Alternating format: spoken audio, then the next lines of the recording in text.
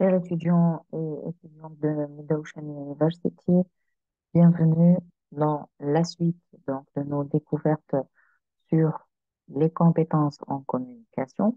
Alors, cette partie du cours, elle sera dédiée à l'étude de la deuxième partie du chapitre 3, dans laquelle nous allons étudier ensemble la préparation de l'exposé et la prise de parole en public.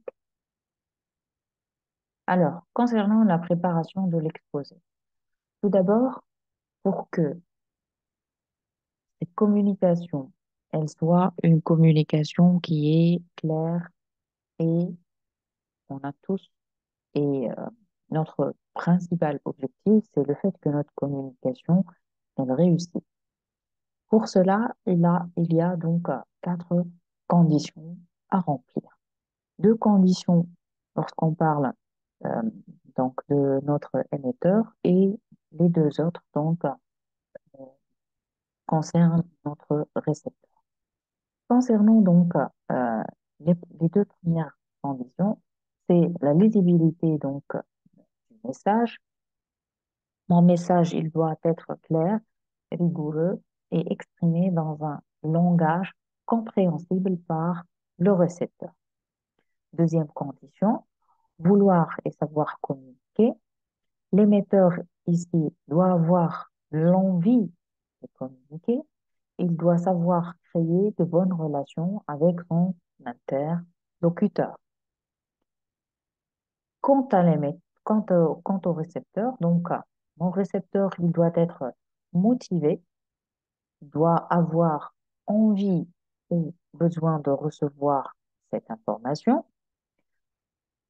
Il doit aussi trouver l'utilité dans le message ou l'information.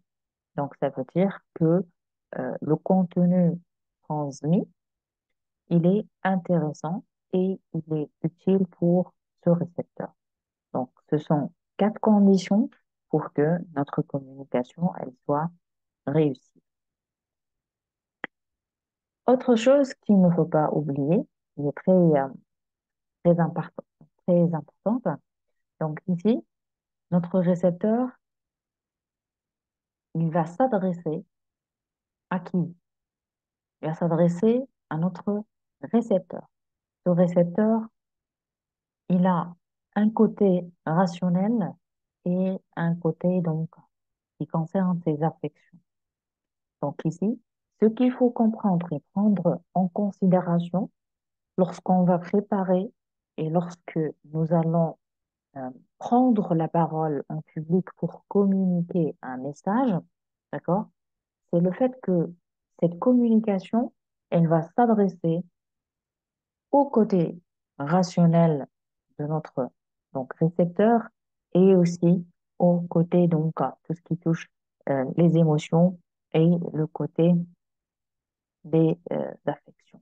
D'accord? Ça, c'est très important et vous devez toujours le prendre en considération. Alors, maintenant, c'est quoi la prise de parole en public?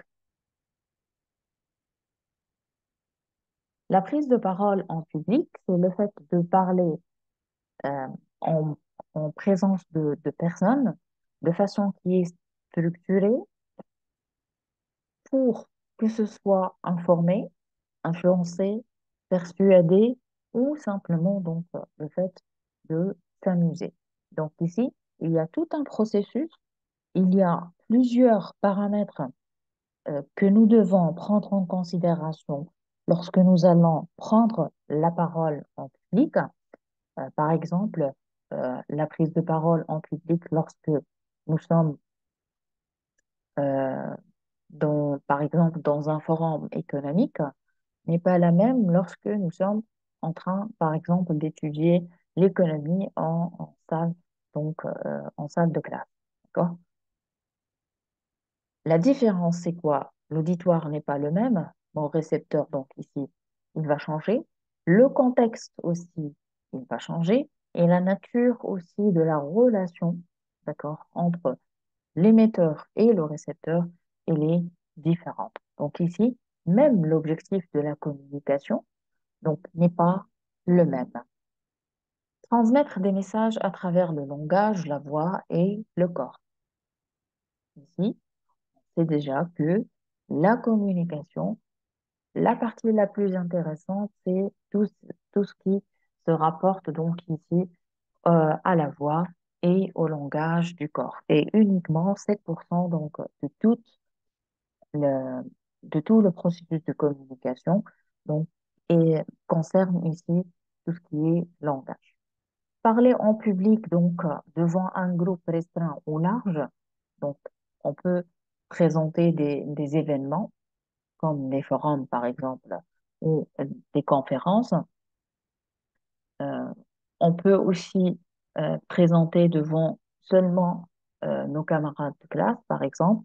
Et le nombre ici, euh, le nombre des individus ou des récepteurs ne doit pas influencer, d'accord, et ne doit pas augmenter la peur et la frustration et le trac donc de l'émetteur.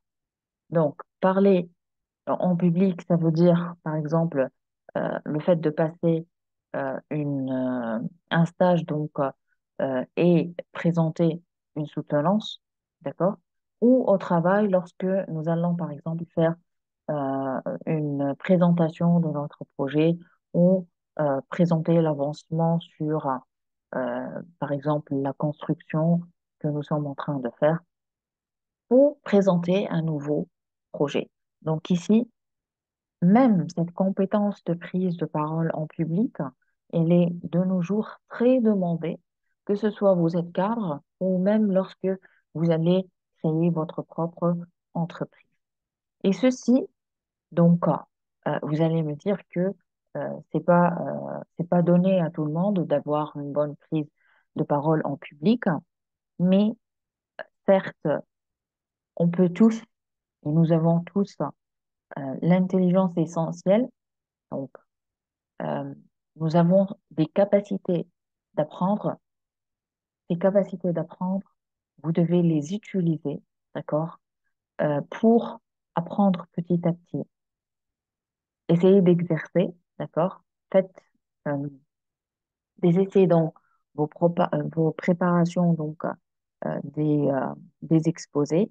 Et un jour, vous allez donc avancer et même, même vous, vous allez détecter qu'il y a euh, un changement, des améliorations, d'accord, pas à pas, dans votre prise de parole en public.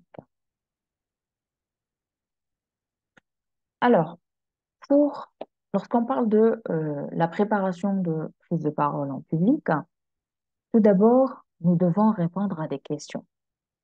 Premièrement, nous devons connaître le contexte de la communication.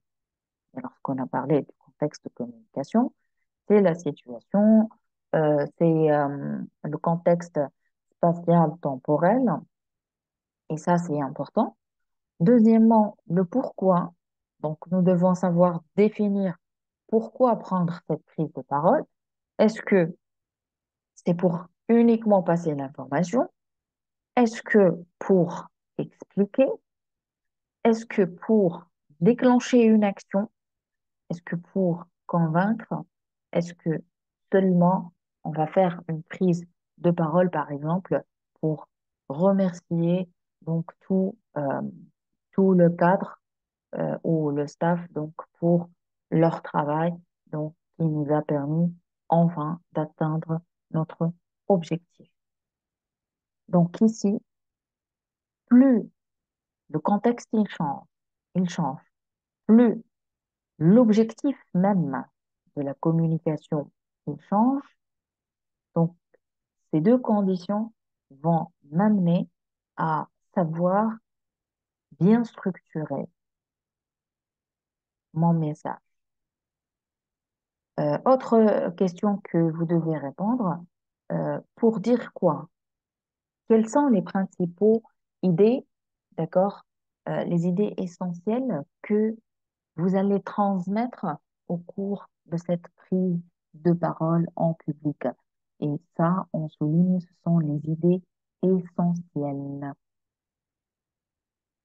Donc, nous devons éviter au grand maximum de donner des idées, euh, de submerger notre prise de parole en public par, par des idées donc futiles qui n'ont pas donc euh, de l'importance. D'accord?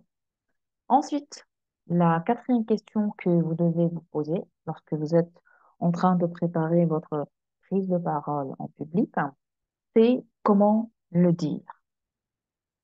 Comment je vais organiser ces idées essentielles pour que je puisse répondre à l'objectif que j'ai déjà fixé dans le contexte, dans un contexte bien déterminé. Donc ici, le fait de répondre à ces questions, d'accord, avant, lorsque vous allez commencer donc votre préparation de prise de parole en public, ça va ici vous aider à, euh, à toucher et à vous concentrer sur tout ce qui est principal, sur tout ce qui est important, sur tout ce qui est, tout ce qui est, tout ce qui va vous aider à mieux structurer donc le contenu de votre prise de parole en public. Alors, cette préparation, par quoi on va la commencer? Tout d'abord, nous devons collecter les informations concernant le sujet. Alors, cette collecte, euh, grâce à l'Internet, donc, on a accès à plusieurs sites donc, qui vont nous aider à trouver la bonne information. Et une chose que vous devez savoir, c'est que la meilleure source pour trouver de l'information, ce sont les sources, ce sont les livres, d'accord. La documentation, le fait de trouver un livre, par exemple, qui parle de la prise de parole en public. Donc ici, vous pouvez le garder, vous pouvez le lire, d'accord, le relire. Donc, c'est pas grave, vous allez garder ce livre à côté de vous. Donc, ça va vous aider donc à vous développer. Donc ici, la collecte d'informations sur le sujet à travers plusieurs sources. Ensuite, vous allez lire ces documents et une chose que tous les étudiants donc de nos jours fassent, c'est qu'ils font le copier-coller donc des pages web ou d'un livre. Et que tout d'abord, vous devez sélectionner. Pour éviter tout ça, euh, vous devez sélectionner l'information de différentes sources. Vous devez choisir les informations qui semblent très utiles, d'accord, qui ont de la valeur. Vous devez rechercher le vocabulaire non compris et chercher des explications. Donc, parfois, euh, même d'après donc, mes expériences dans, dans l'enseignement présentiel, lorsqu'on on leur demande de réaliser des exposés, parfois je trouve des mots que lorsque je pose la question à mes étudiants, donc qu'est-ce que ça veut dire ce mot-là? Vous entendez, euh, on ne sait pas, mais pourquoi vous l'avez mis dans votre présentation puisque vous ne le savez pas, donc euh, sa signification, d'accord? Donc ça, c'est important. Lorsque on trouve dans le texte ou dans le document où l'information, elle comporte des mots que nous ne comprenons pas, donc ici, vous devez chercher l'explication, d'accord? Ensuite, trouver des figures illustrant le sujet, d'accord? Insérer donc des images dans l'exposé, légender l'image, titre et source. Euh, on va voir plus tard que,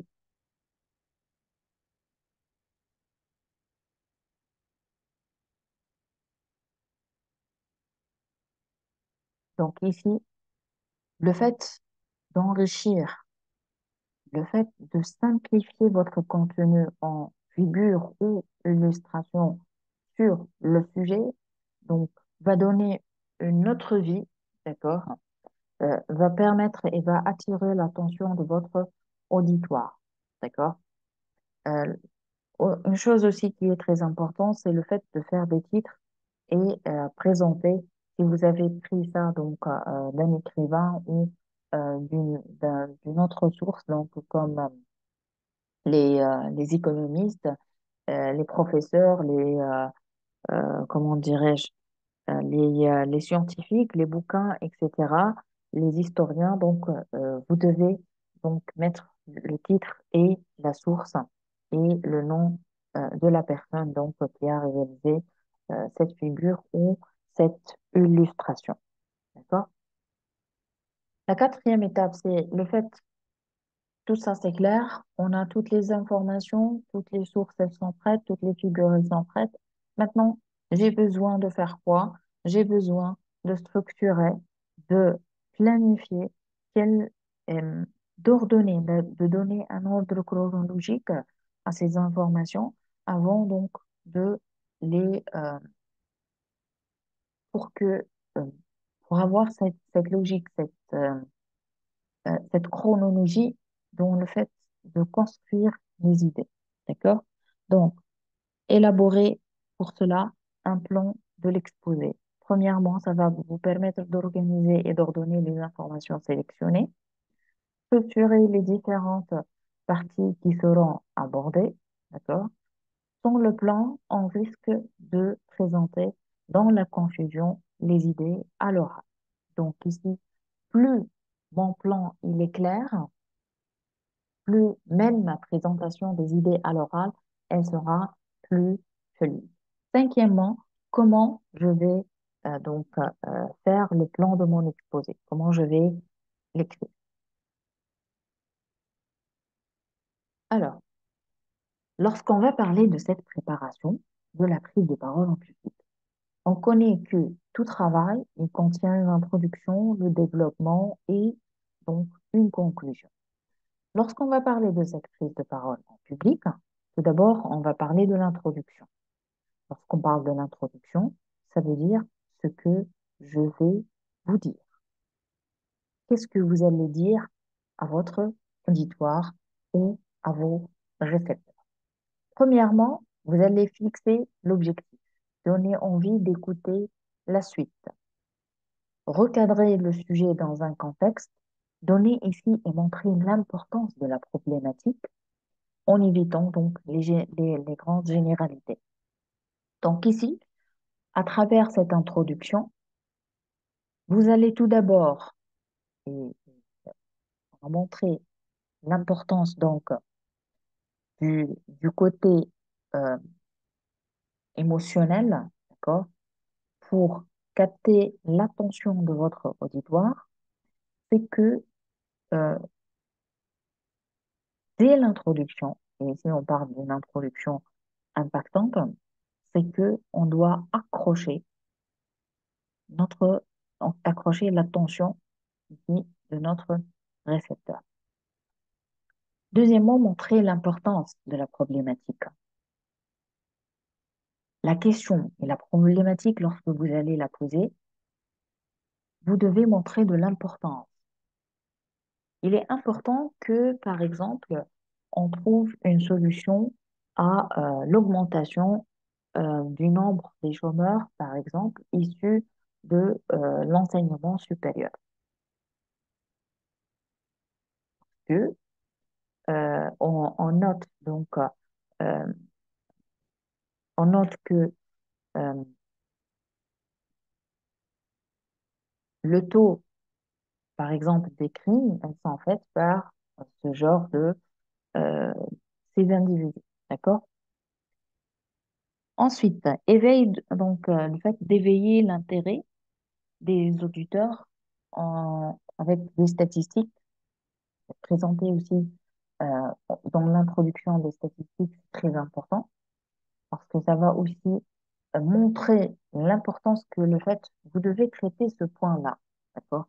On doit parler de ce point-là, on doit Euh, on doit trouver, en d'autres termes, vous allez les encourager à vous suivre pour comprendre plus sur ce sujet-là et peut-être donc ils vont essayer de développer eux-mêmes des solutions. L'éveil aussi de l'intérêt, ça peut se faire aussi à travers le telling story. Et le telling story, c'est de nos jours le fait de raconter une histoire donc à son auditoire. Donc c'est très important. Euh, Ça va leur immerger dans cette situation, d'accord? Ensuite, on trouve les opinions, le partage de votre opinion personnelle. Ensuite, l'annonce, le fait d'annoncer ici l'objectif à atteindre, l'annonce clairement du plan. Qu'est-ce qu'on veut, quel est l'objectif donc que nous voulons atteindre à travers cette prise de parole en public? Nous devons aussi annoncer clairement le plan et enfin essayer d'introduire une situation étonnante, une opinion personnelle, car ici il faut accrocher donc tout de suite le public. Ensuite, donc, on passe à la partie du développement. La partie du développement, c'est que c'est ce que je vous dis, apprendre quelque chose à mon auditoire. Donc ici, on va partager, on va transmettre des connaissances, des informations, des explications, démontrer donc démontrer que ce que je dis donc est expliqué. Vous devez justifier donc la chose que vous êtes en train de dire et pouvoir l'expliquer. Ça aussi, donc, c'est important. Émettre les messages qui sont courts, simples, aérés et vivants. Donc, ici, on doit toujours veiller à ce que euh, les messages soient bien structurés, mais avec des phrases qui sont courtes, hein. Et on doit l'enrichir par quoi? Par des exemples ou des anecdotes. Utiliser les mots connus de de tout le monde ici et expliquer. Lorsque, parfois, lorsqu'ici, on utilise des mots que notre auditoire ne connaît pas, ça va donc ici poser des problèmes chez mon récepteur. Peut-être que ça va aussi le décourager, donc, et il ne va pas continuer à me suivre. Donc, pour cela, il faut au maximum garder et utiliser des mots qui sont connus par tout mon auditoire. Et si donc la situation ou le contexte nécessite que j'utilise ce mot-là, donc je dois l'expliquer. Être sûr aussi de ce que j'annonce. Le message, vous devez être sûr que le message, euh, il est vrai, d'accord? Le contenu, donc, c'est correct. Faire des transitions explicites entre les différentes parties, donc connaître parfaitement le contenu. Deux évidences, donc suivre son plan et respecter le timing. Donc lorsque on va parler de la partie du développement, donc on va expliquer chaque titre à part du plan. Donc pour cela, on doit euh, connaître le plan, d'accord, par cœur, et nous devons ici respecter le temps. D'accord? Le temps que nous allons donner à chaque partie. Ensuite, la préparation de prise de parole en public. On va passer à la conclusion. La conclusion, c'est ce que je vous ai dit. Donc, dans cette conclusion, nous allons rapidement, brièvement reprendre les choses que nous avons vues ensemble à partir donc de le fait de poser la problématique, les principales idées donc que nous avons partagé ensemble et la solution, par exemple, que nous avons trouvée. Autre chose, on peut donc l'utiliser dans la prise de parole en public. c'est le fait de poser de nouvelles questions, de nouvelles ouvertures d'horizon, suggérer de nouvelles idées, de nouvelles pistes de recherche, donc pour continuer à traiter et approfondir les connaissances sur ce sujet-là. Ensuite, donnez votre avis personnel sur l'exposé et sur les connaissances vous-même que vous-même, donc ici, vous avez euh, pu comprendre. Alors, lorsqu'on parle de la construction de cette prise de parole ou de cet exposé, donc premièrement, nous devons, comme on a dit ici, attirer l'attention avec une introduction qui est impactante, d'accord, en utilisant les anecdotes, les statistiques.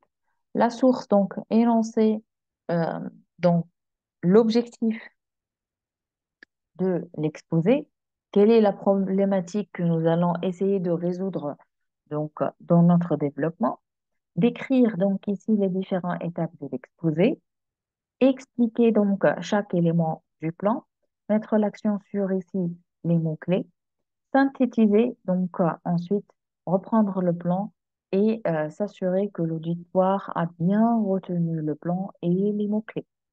Et en conclusion, donc ici, nous allons revenir sur l'intérêt de cet exposé ou de ce travail-là. Et peut-être nous allons faire des tests ou des quiz ou des activités comme application à, à cette prise de parole en public. Alors, ensuite, lorsqu'on parle de la prise de parole en public, il y a quatre principales composantes que nous devons tenir en compte. La première composante, c'est le mental. Alors, le côté mental, c'est le fait de répéter le discours devant un miroir ou un auditoire amical. Donc, c'est l'objectif, donc ici, de cet entraînement, de cette répétition du discours avant le miroir, ça va aussi vous aider et ça va aider votre cerveau à faire quoi? À s'adapter à cette situation, à la comprendre et à retenir, d'accord, à enregistrer dans votre cerveau les mots-clés, la structure, le plan, l'objectif, d'accord? Si on ne peut pas faire ça, donc on pourra se filmer pour identifier euh, et travailler donc ses défauts et pratiquer des exercices d'articulation, d'accord. Euh, Comme exemple pour relaxer donc le mental, on parle de l'exercice de relaxation, à savoir la respiration abdominale, d'accord? Et j'espère que quelqu'un donc au cours de la séance du panel de discussion, donc veuillez me rappeler, donc nous allons réaliser ensemble l'exercice de la respiration abdominale. Alors, la première chose qui vous saute à la tête lorsque je vous pose quel est donc quel est votre problème lorsqu'on parle de la prise de parole en public, vous allez me dire que on a peur. Alors, ici, pour dépasser ces peurs-là, vous devez maîtriser votre corps, votre avoir et réaliser une respiration de détente. Donc, ici, même la respiration, elle a un impact très important sur quoi? Sur le fonctionnement de votre cerveau et sur le fait qu'elle va baisser votre niveau de stress. Maîtrisez donc ici le langage corporel, la posture, les regards, les gestes, les apparences. Donc ici, on est en train de joindre toutes les connaissances que nous avons vues en communication verbale et non verbale et nous allons les utiliser où? Lors de notre prise de parole en public. Bien se préparer, bien connaître le sujet. Ça, c'est important. Si je vais présenter un projet, je dois savoir et je dois connaître plusieurs informations pour que je puisse ici enrichir et donc répondre à n'importe quelle interrogation ou question. Il est donc ici important d'entraîner et de s'entraîner sur le contenu et sur la présentation. Et une chose ici qui est très importante, c'est que vous devez prendre plaisir à partager. D'accord? Partager les connaissances, partager les informations, euh, répondre à ces questions. Laissez donc ici vos récepteurs interagir ensemble. Ça, c'est très important. D'accord? On passe maintenant au niveau vocal. Donc, lorsqu'on parle ici du niveau vocal, on parle donc de la variation du débit, du rythme et des intonations en fonction de quoi? En fonction de l'importance du message transmis, avec aussi le fait de pratiquer des silences. Pratiquer ces silences, ça veut dire que vous allez laisser un peu de temps pour votre récepteur afin qu'il va digérer les messages et comprendre le message que vous l'avez transmis. Et vous allez aussi reprendre ici votre respiration. Au niveau vocal, ici, vous devez savoir bien articuler donc, et bien prononcer les mots. Donnez vie à votre message et répétez donc le plus important. Alors, et comme exercice d'articulation, essayez de répéter donc les phrases suivantes. Au niveau visuel, donc, ma communication, ma prise de parole au niveau visuel, on doit regarder donc nos interlocuteurs, on doit prendre soin donc de nos gestes, de nos mimiques, on doit sourire. Donc ici, combien de personnes se disent ravies d'être là avec une tête de 6 pieds de long, avoir une posture. Cette posture, elle doit montrer votre ouverture, votre liberté d'esprit. Et sans oublier pourtant donc le côté vestimentaire. Et le côté vestimentaire, croyez-moi, donc il a un impact très important sur mon interlocuteur. Dans le côté aussi visuel, donc on parle des diaporamas. Nous allons réaliser des diaporamas et faut pas oublier que la perception de votre récepteur, elle est constituée de 83% par le sens de la vision. D'accord? Donc ici, donnez un titre pour chaque diaporama pour favoriser pardon, pour favoriser la mémorisation, d'accord? Montrez donc une idée maximum par diaporama. Il ne faut pas trop charger donc, le diaporama par des idées.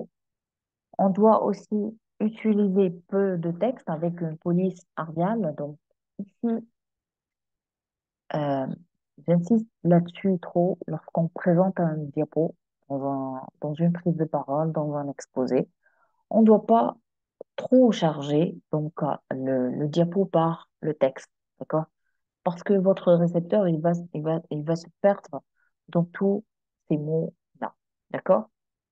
Utilisez des schémas, des dessins, des tableaux plus explicites que les phrases. Attention au choix de couleurs et et à la mise en page.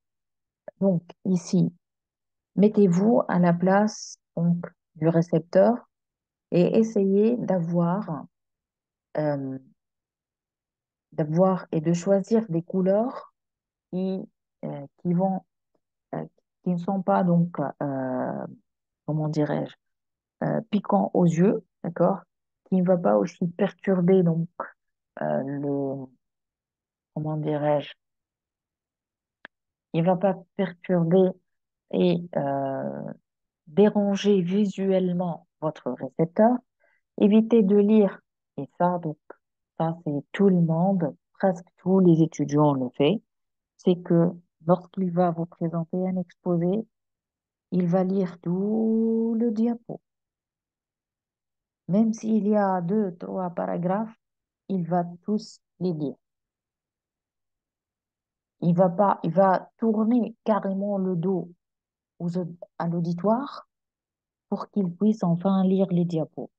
Et ça, croyez-moi, ça va diminuer la qualité de votre prise de parole en public. Vous avez travaillé sur ce sujet-là. Vous allez lire les livres. Vous allez vous avez trouvé plusieurs pages web. Vous avez lu des articles. Vous avez vous-même fixé le plan et vous l'avez structuré. Mais pourquoi, lorsque vous allez présenter une idée principale par diapo, vous allez me lire et lire à votre auditoire tout le contenu, d'accord, qui existe dans le diaporama?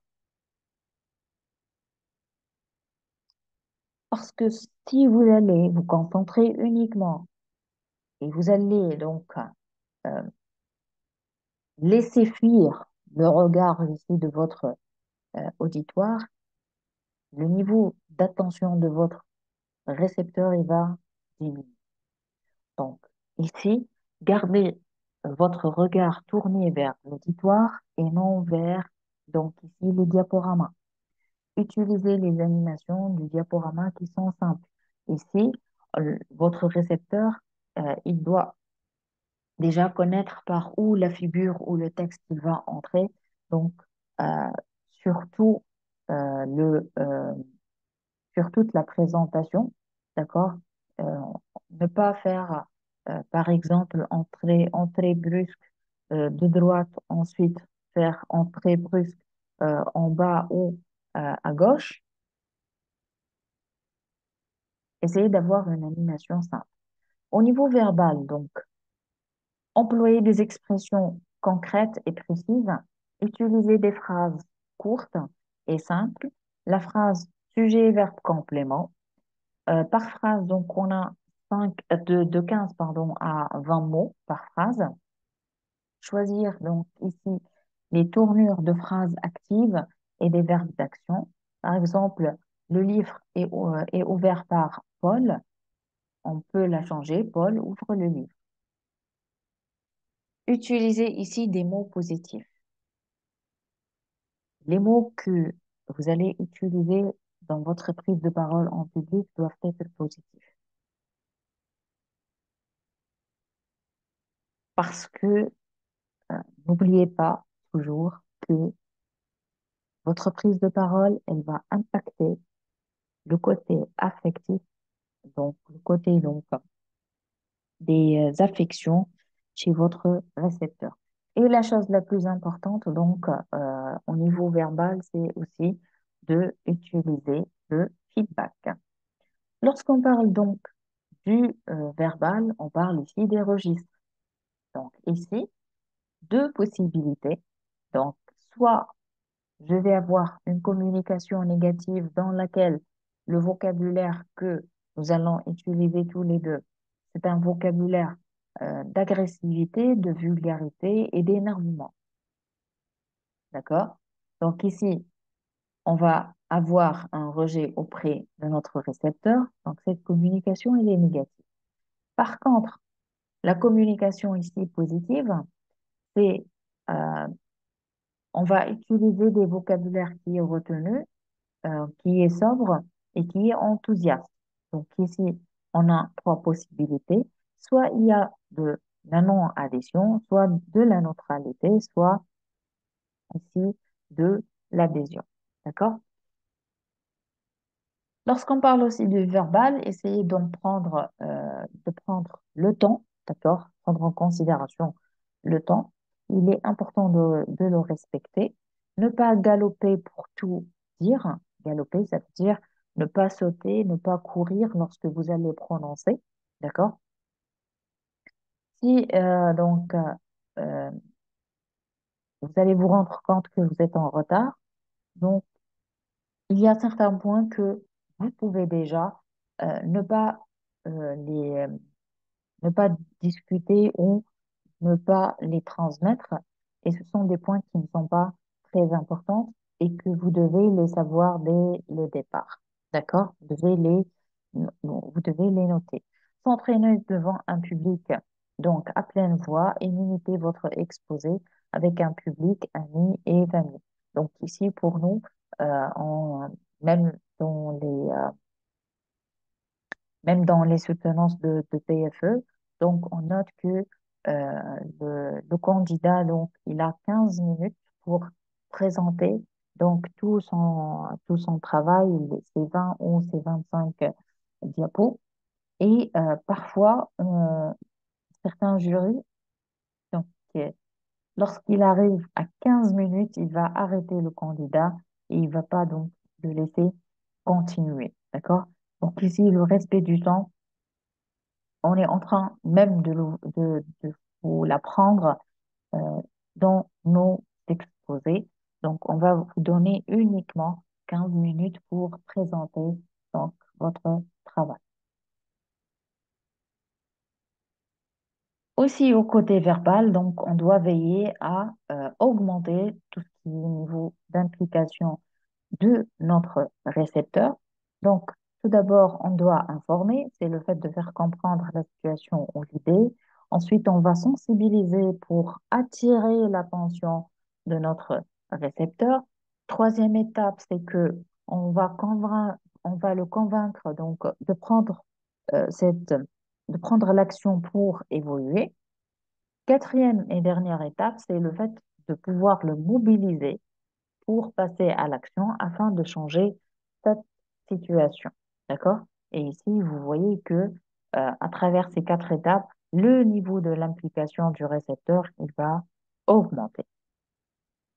Alors, lorsqu'on va présenter maintenant à l'oral notre exposé, donc une chose que vous devez savoir, c'est que ce qui se conçoit bien s'énonce clairement et les mots pour le dire arrivent aisément. Ici, on va montrer l'importance de la préparation de votre prise de parole, d'accord? Lorsque vous allez réellement prendre la parole, les mots donc ici vont venir tout seuls. Alors, la première question que vous allez vous poser ici, c'est quelles sont vos difficultés lorsque vous allez vous exprimer oralement devant un public, que ce soit restreint ou large. Donc, pensez à ça et essayez de les noter pour que vous puissiez trouver ici des solutions. La peur de parler en public. Premièrement, vous avez l'impression de manquer de compétences. Vous avez l'impression de manquer d'informations. Vous avez la peur du jugement du groupe. Vous avez peur de ne pas susciter l'intérêt. Et vous avez un manque de confiance en soi et vous êtes timide. Ça, ce sont les principales causes de peur. Vous avez un manque de compétences, manque d'informations, peur de jugement du groupe. Qu'est-ce qu'ils vont penser de moi lorsque je vais commencer donc à parler de ce sujet ou lorsque je vais énoncer certaines informations? La peur aussi de ne pas pouvoir capter l'attention, c'est pour cela que dès l'introduction, dans la préparation, on a dit que on doit trouver et réaliser, d'accord, une introduction qui est impactante, d'accord? Le manque de confiance en soi, soyez sûr que si les autres n'ont pas confiance dans votre préparation, on n'aura jamais vous demandé de la faire. Autre chose, pourquoi ne pas avoir confiance en soi? Si déjà, c'est moi qui a préparé ce travail, c'est moi qui a fait la recherche, c'est moi qui a structuré, c'est moi qui a écrit, c'est moi qui a tout fait. Moi, ce que j'arrive pas à comprendre, c'est que c'est vous l'auteur de ça, d'accord? C'est votre effort que vous êtes en train de nous présenter. Et en fin de compte, vous dites que euh, vous êtes en train de vous dire vous-même que vous n'ayez pas confiance en vous. Vous n'avez pas confiance en vous. Ça, on va mettre une question. Vous devez savoir traiter, et vous devez améliorer votre confiance en vous. Et autre chose, la timidité. D'accord? Alors, pour trouver des solutions à cette peur-là, donc commencez par reconnaître cette peur de parler en public, d'accord? Identifier les sources et les causes, euh, dédramatiser donc ici la situation, se faire confiance, se préparer à y faire face, d'accord? Et ne pas fuir. Fuir n'est pas la solution pour que vous puissiez améliorer et vous développer dans votre prise de parole en public. Alors, il faut être persuasif, charismatique, avoir la bonne proximité, donc que ce soit physique, vocabulaire ou au niveau posture, avec votre récepteur. Votre apparence, donc, elle doit être agréable. On doit être sobre, donc, dans notre code vestimentaire lorsqu'on va présenter une prise de parole en public. L'estime du public, il faut avoir une considération positive, la sérénité, le fait de donner confiance, déjà confiance en soi, ça existe, avoir un peu aussi le sens de l'humour. Parmi les techniques, donc ici on parle de la prise de l'espace. Lorsqu'on se prépare à l'exposer donc devant un auditoire, prendre la place qu'il faut, bien voir et être vu sans gêner la visibilité de la préparation, de la présentation, pardon. Donc ici, l'essentiel lorsque je vais gérer l'espace où je vais présenter, d'accord, je dois prendre en considération que moi, je suis en train de voir tout mon auditoire et tout mon auditoire, il est en train de me voir sans qu'il y ait un obstacle. Les techniques ici d'expression, lorsqu'on parle de contact visuel, lorsque je suis en face donc, de mon auditoire, je dois regarder donc, et diriger mon regard vers tout l'auditoire. Ici, ça veut dire que je vais partager ici mon regard sous forme de W et surtout, s'il vous plaît, évitez de fixer toute votre prise de parole en public sur une seule personne. Vous allez la gêner. Autre chose, lorsqu'on parle du contact visuel, s'il y a donc des travaux de groupe, essayez d'organiser le passage de parole et avoir la coordination dans la présentation des supports. Parmi donc les façons avec lesquelles on va augmenter notre confiance en soi, c'est le fait, même si nous ne sommes pas euh, en position de confort, essayer de donner l'image de l'aisance, respirer et positiver la situation. D'accord? La respiration, donc, on va la faire. Rappelez-moi, donc, dans la séance de panel de discussion, euh, donner donc ici la bonne présentation et la bonne préparation, elle va vous apporter de la confiance nécessaire. Bien préparer sa prise de parole en public, ça va vous aider à élever votre niveau de confiance en vous. L'enthousiasme. L'enthousiasme ici, il est communicatif. Si ici, on sent que vous êtes enthousiaste, vous voulez donner, vous voulez informer, vous voulez expliquer, vous voulez trouver une solution à cette problématique, cette énergie d'enthousiasme, elle va se communiquer donc dans tout l'auditoire. Il doit apparaître ici dans le comportement pour rassurer et amener l'auditoire à se passionner, d'accord, avec vous pour le sujet exposé. Et c'est ce qu'on veut, d'accord? Le corps, donc, on a parlé de l'importance de la communication corporelle et du langage ici. Corporel, c'est les gestes, elles doivent appuyer ce que vous êtes en train de dire. Euh, il- le récepteur, il est en train ici de voir tous vos gestes, tous vos comportements. D'accord? Laissez la liberté ici à vos mains de vous exprimer. Donc, il est toujours de préférence ne pas élever donc les bras donc plus haut que le niveau de l'épaule lorsqu'on va présenter, lorsque nous sommes en train de présenter donc un exposé. Donc, c'est important. Je répète toujours, la communication euh, non verbale, elle est importante. On passe maintenant à la voix. La voix, c'est que nous devons entraîner notre voix à parler clairement, à articuler, à utiliser différentes tonalités et à ponctuer. D'accord. Je viens maintenant de pratiquer le mot ponctuer. Donc, entraîner cette voix. Votre voix doit être claire. On doit comprendre les mots que vous êtes en train de prononcer. À travers quoi? La clarté de votre articulation. Ensuite, les silences. Le silence, donc ici, c'est un bon moyen de reprendre sa respiration et de ménager donc ici ses efforts. Et les silences aussi, ça va aussi vous permettre d'écouter donc les feedbacks de votre auditoire ou donc du public. Distribuer donc, même dans le silence, vous devez distribuer un regard pour garder la connexion. D'accord? Et on a déjà parlé de l'importance du fait que vous devez garder ce contact visuel avec votre auditoire. Prenez votre temps, parlez lentement et gagnez en assurance.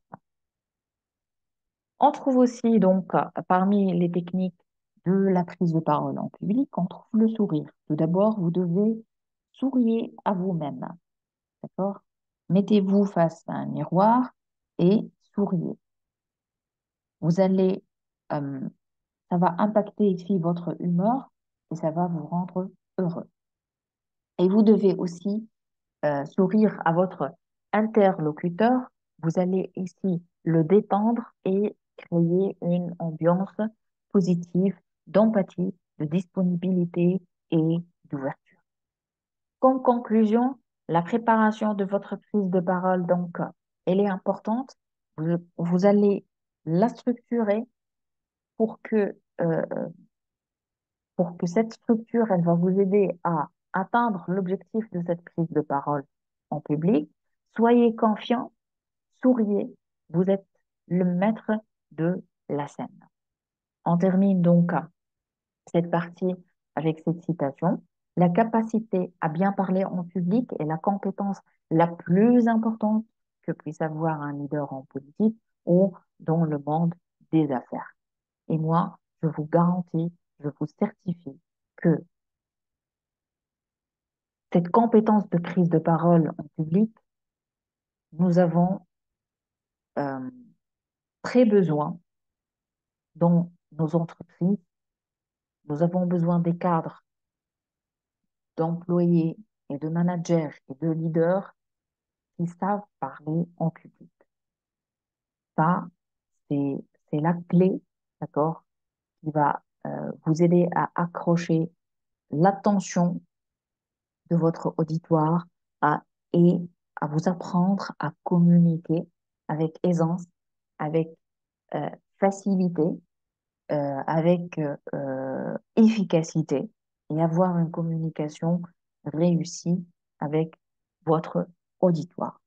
Sur cela, j'espère donc vous voir dans la séance de panel de discussion et je vous dis merci à vous et à la prochaine.